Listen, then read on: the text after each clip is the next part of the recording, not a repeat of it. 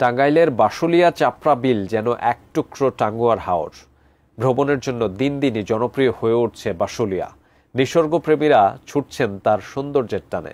টাঙ্গাইল প্রতিনিধি নওশাদ রানা সানভীর তথ্য ছবিতে দেখুন বাসুলিয়ার সৌন্দর্য।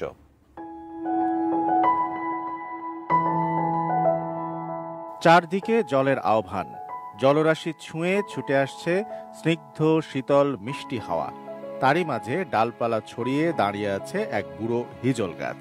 কখনো বৃষ্টি এসে ছুঁয়ে যায়, তো কখনো আকাশের ক্যানভাসে রংধনুর ৭ রং মন রাঙায়। এমনই চোখ জুড়ানো, মন ভুলানো দৃশ্য এই বাসুলিয়া চাপড়া বিলে।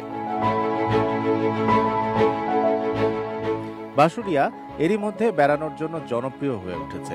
বাসাইল উপজেলায় বিশেষ কোনো দর্শনীয় স্থান না থাকায় চিত্ত বিনোদনের জন্য বাসুলিয়াকে বেছে নিয়েছেন স্থানীয়রা।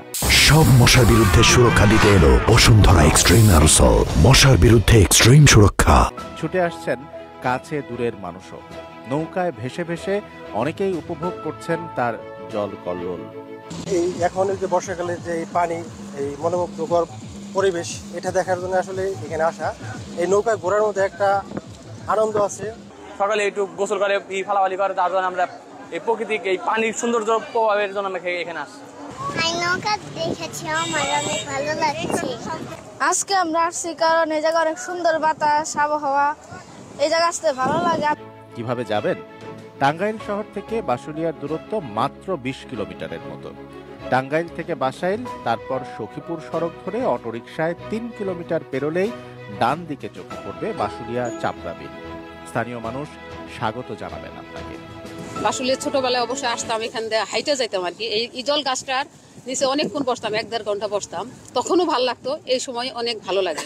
সংস্কৃতির নামে যদি উশৃঙ্খল কোনো আচার আচরণ হয়, সেটা আমাদের এখানে দৃষ্টিকটু লাগে। স্থানীয় প্রশাসন এবং জেলা প্রশাসক মহোদয় যদি এই জিনিসটার উপর একটু নজর দেন, তাহলে এই সারা বাংলাদেশের মধ্যে একটি অন্যতম একটি পর্যটন এরিয়া হিসেবে এটা খ্যাতি লাভ করবে। Shamsul Arefin, desk report, ATN news.